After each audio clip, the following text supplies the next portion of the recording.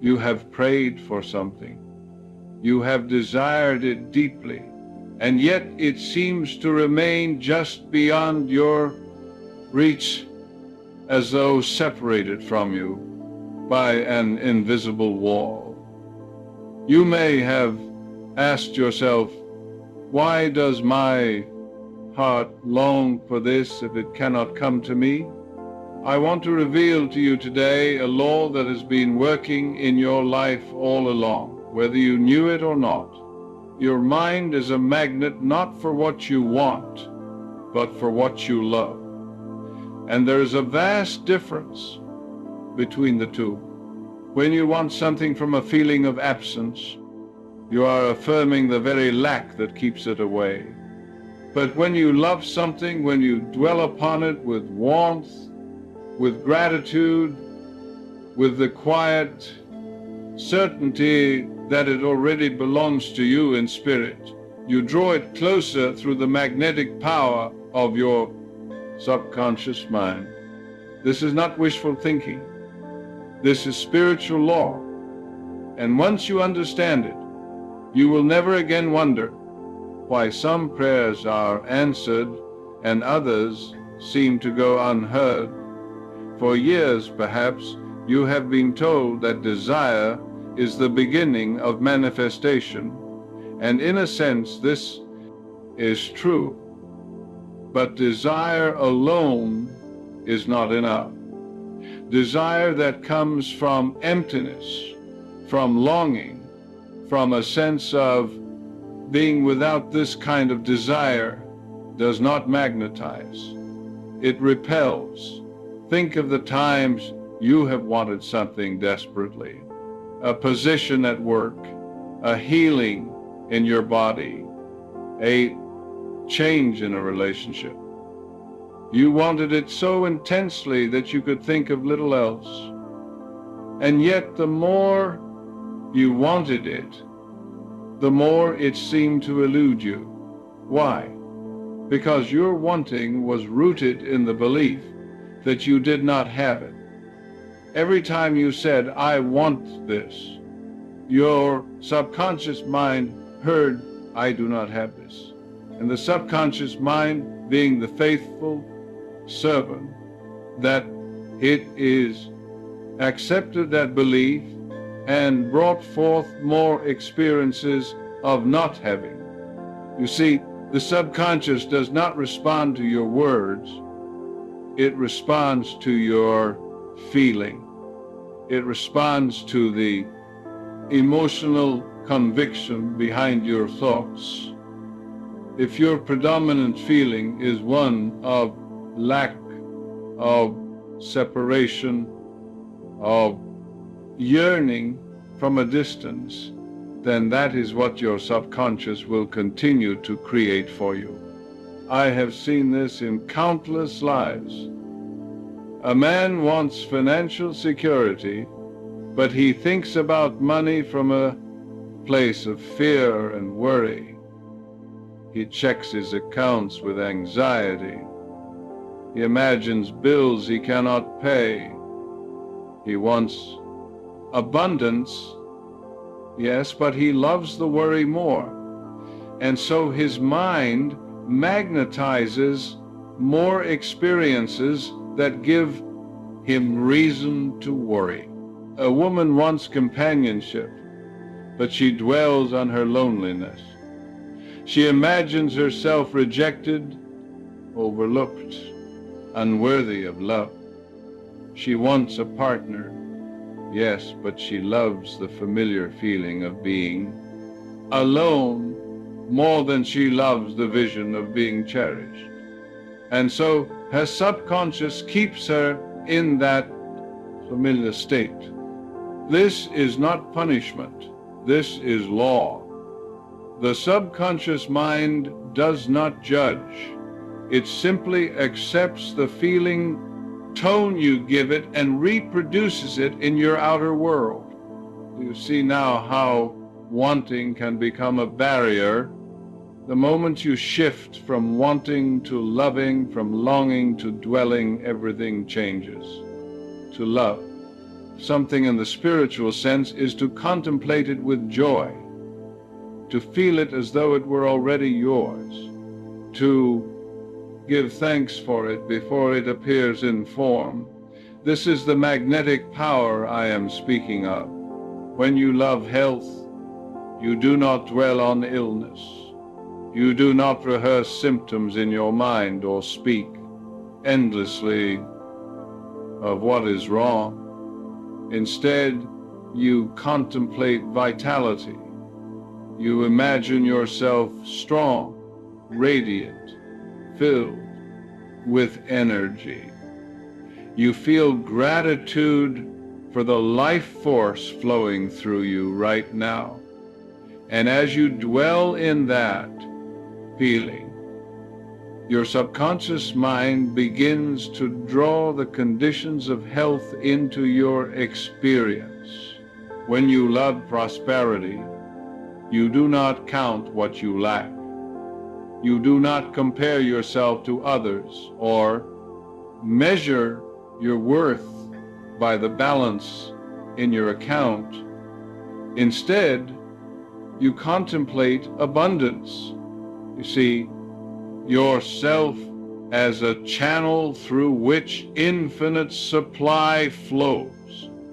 You give thanks for every provision, great and small.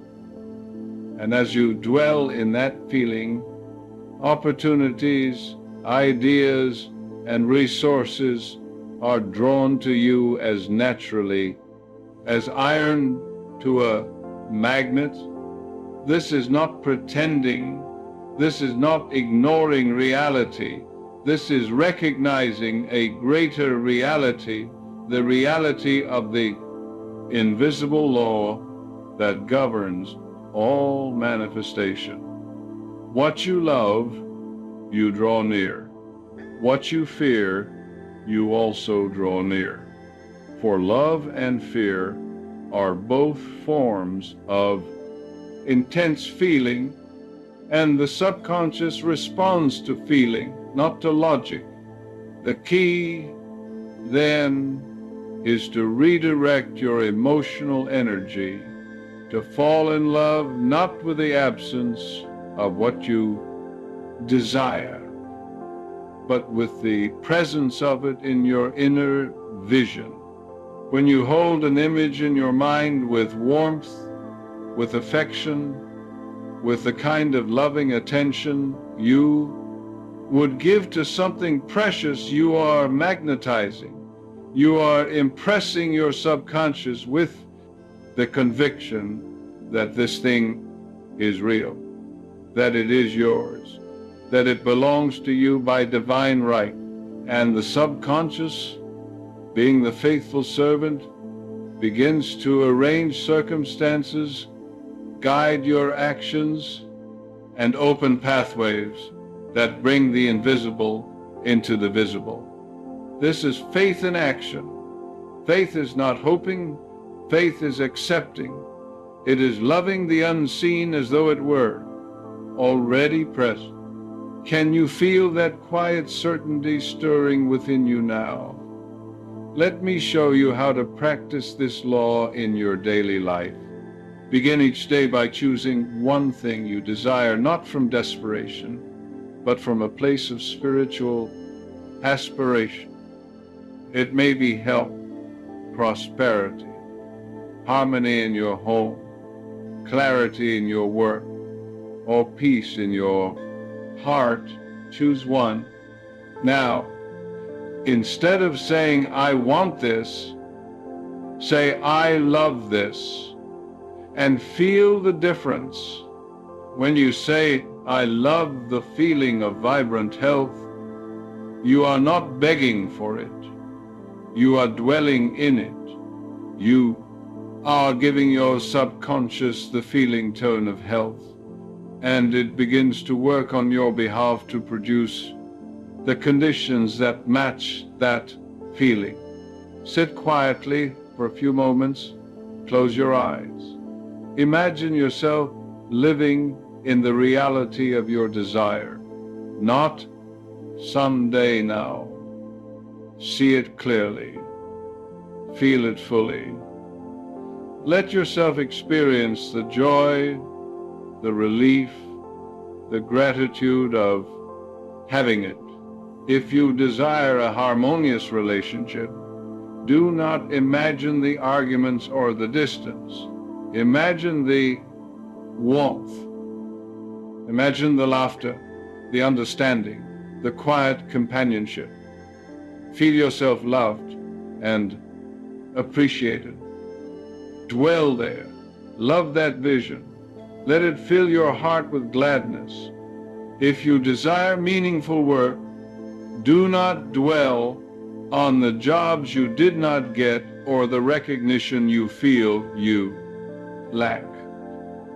Imagine yourself doing work that fulfills you. See yourself contributing something valuable. Feel the satisfaction of a day well spent. Love that vision. Give thanks for it as though it were already your daily experience. This is not idle daydreaming.